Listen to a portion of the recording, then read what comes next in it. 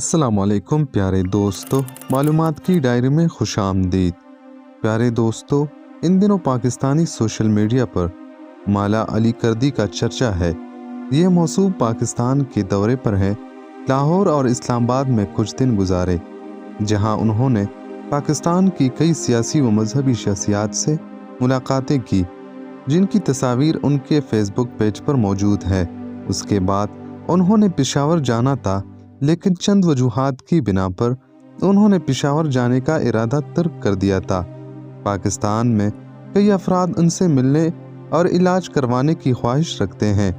साथ ही ये सवाल भी करते नजर आ रहे हैं कि ये माला अली कर्दी हैं कौन और क्या इनके पास वाकई इलाज करने की काबिलियत मौजूद है। प्यारे दोस्तों, माला अली महमूद कर्दी खुद को तबीब कहते हैं और इनका दावा है कि वे कुरान और सुन्नत नबवी की मदद से जिस्मानी तौर पर माजूर अफराद का इलाज करने की सलाहियत रखते हैं। उनका दावा है कि वो जिन निकाल लेते हैं या कुव्वत बिनाई और कुव्वत समात से महरूम अफराद को ठीक कर सकते हैं। प्यारे दोस्तों, माला अली कर्दिस्तानी का ताल्लुक इराकी कर्दिस्तान के एक इलाके क्लिक से है। इब्तिदा में उन्होंने क्लिक में अपना एक क्लिनिक कायम किया था, जहां लोग बड़ी तादाद में माजूर अफराद को उनसे इलाज करवाने की गरज से लेकर आते थे। उन्होंने इराक के देहातों से दम दरूद का कारोबार शुरू किया।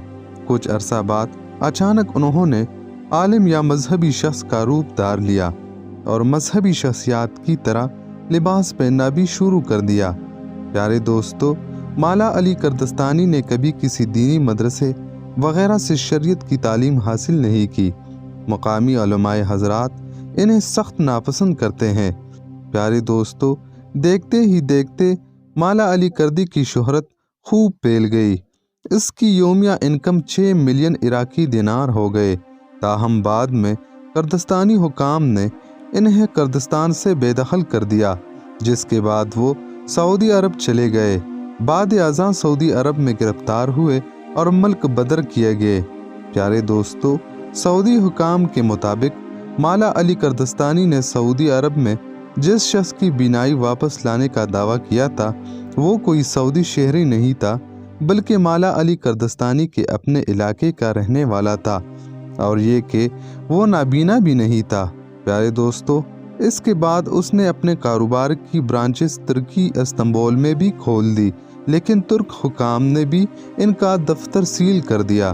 प्यारे दोस्तों, वाज़ेह रहे कि इराक में इन्हें एक लाइव टीवी शो में मदऊ किया गया और इन्हें पहले से बताए बगैर वहां एक ऐसे शख्स को भी बुलाया गया था जो कि जिस्मानी तौर पर मफलूज थे, यानी फालिज का शिकार थे। लाइव टीवी प्रोग्राम में उनसे कहा गया था कि वो फालिज का शिकार उस शख्स को ठीक करे, लेकिन माला अली कर्दिस्तानी ऐसा नहीं कर पाए थे। प्यारे दोस्तों, उन्होंने ये कहना शुरू कर दिया कि उसके लिए चंद शराइत होना ज़रूरी होती है, जैसा कि इन्हें रोज़े की हालत में होना चाहिए और कुछ खास इंतज़ामात करने होते हैं।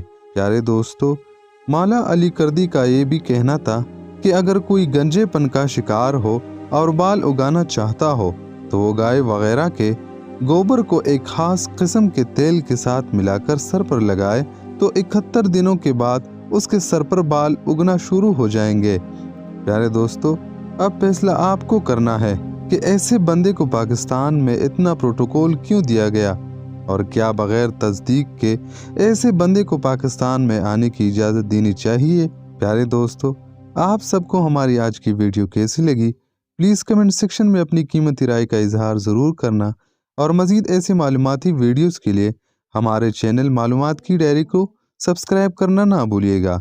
शुक्रिया। अल्लाह निगहबान।